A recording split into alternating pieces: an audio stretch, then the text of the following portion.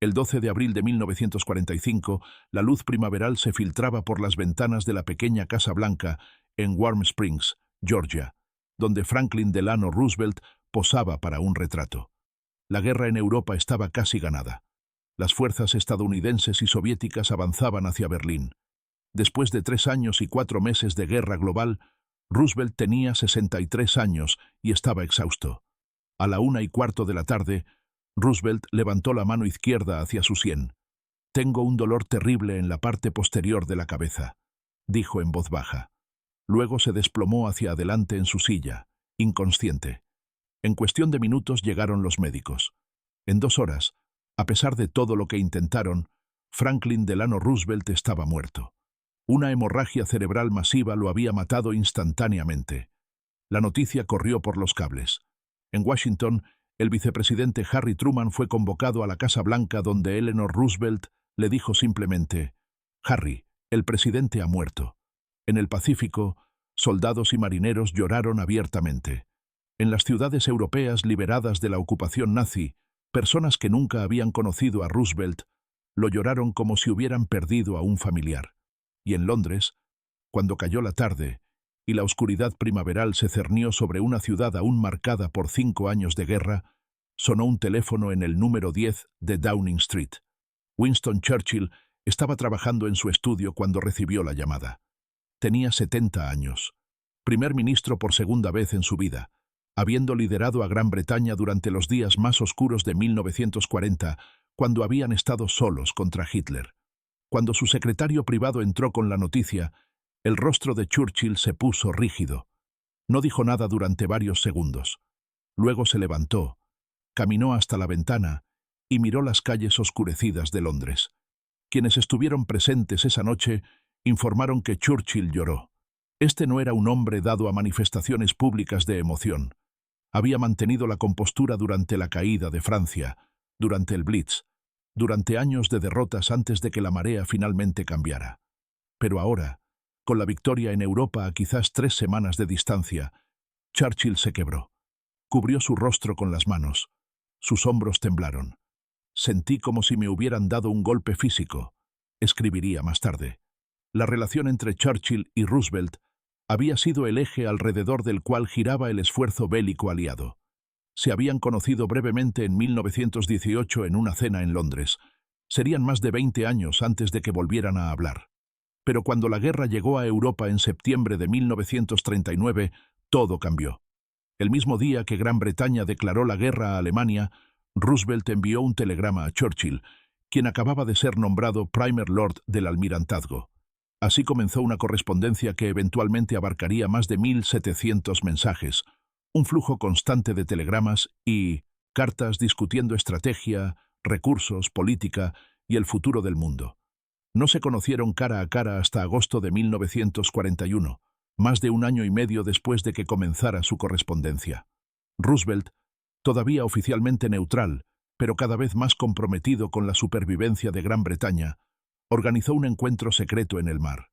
Churchill cruzó el Atlántico en el acorazado HMS Prince of Wales, llegando a Placentia Bay, en Terranova, el 9 de agosto. Roosevelt llegó en el USS Augusta.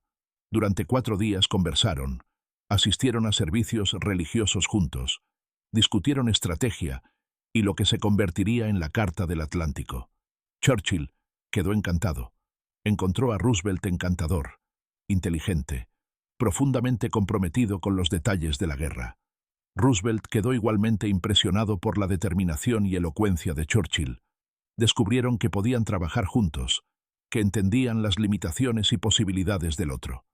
4 meses después, tras Pearl Harbor, esa asociación se convirtió en la base de la estrategia aliada. Durante los siguientes 3 años se reunieron 9 veces. Churchill pasó la Navidad de 1941 en la Casa Blanca.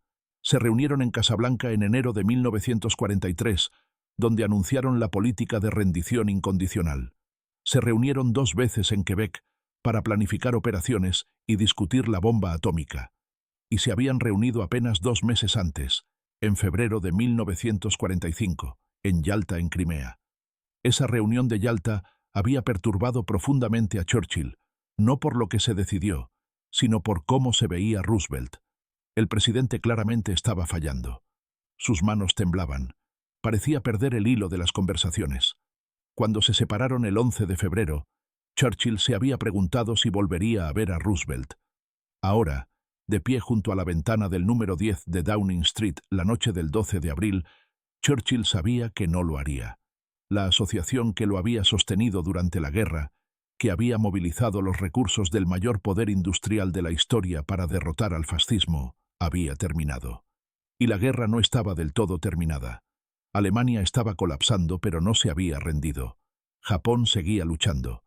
Churchill había planeado manejar estos desafíos con Roosevelt a su lado. Ahora los enfrentaría con Harry Truman, un hombre que había conocido exactamente una vez.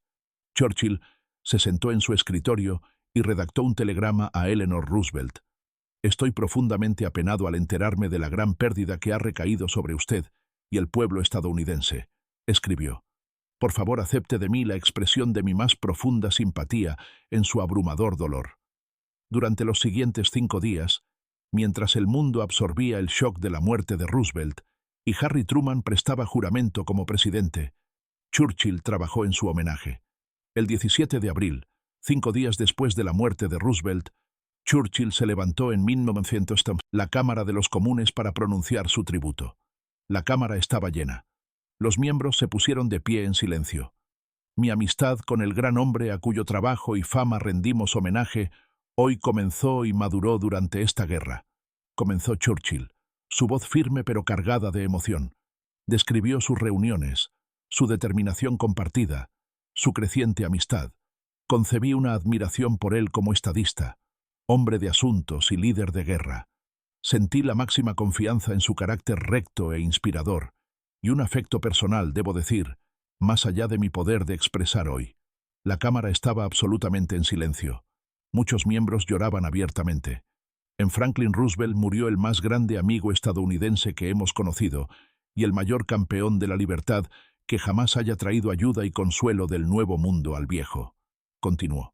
Habló durante 20 minutos describiendo el liderazgo de Roosevelt, su visión, su determinación de ver triunfar a la democracia sobre la tiranía. La ironía era casi insoportable. La victoria en Europa estaba ahora a solo 3 semanas. El 7 de mayo Alemania se rendiría incondicionalmente. Pero Roosevelt no estaría allí para verlo. Murió con la línea de meta a la vista, habiendo llevado la carga casi hasta el final, pero sin alcanzar el momento en que pudiera dejarla. En los meses siguientes, Churchill a menudo pensaba en qué habría hecho Roosevelt, qué habría dicho, cómo habría manejado la agresión de Stalin en Europa del Este.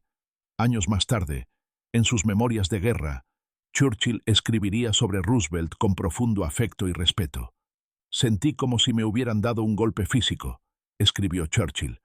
«Mis relaciones con esta personalidad brillante habían desempeñado un papel tan importante en los largos y terribles años que habíamos trabajado juntos.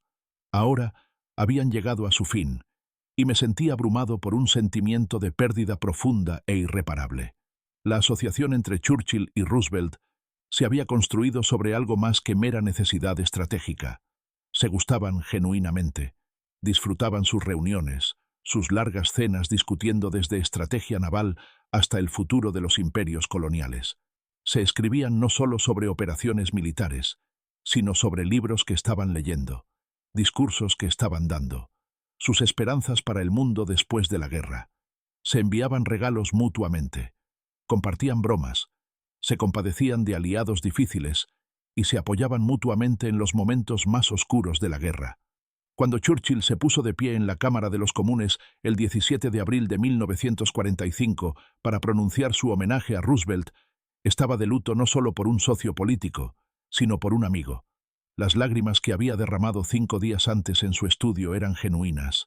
El dolor de un hombre que había perdido a alguien en quien había llegado a depender, alguien que había compartido la carga de las decisiones más trascendentales de la historia. En Franklin Roosevelt murió el más grande amigo estadounidense que hemos conocido, había dicho Churchill. Lo decía tanto personal como nacionalmente. Gran Bretaña había perdido un campeón, pero Churchill había perdido un amigo. Y en esa noche de abril de 1945, con la victoria tan cerca pero Roosevelt ausente, Churchill sintió el peso de esa pérdida más pesadamente que casi cualquier otra carga que la guerra le había impuesto.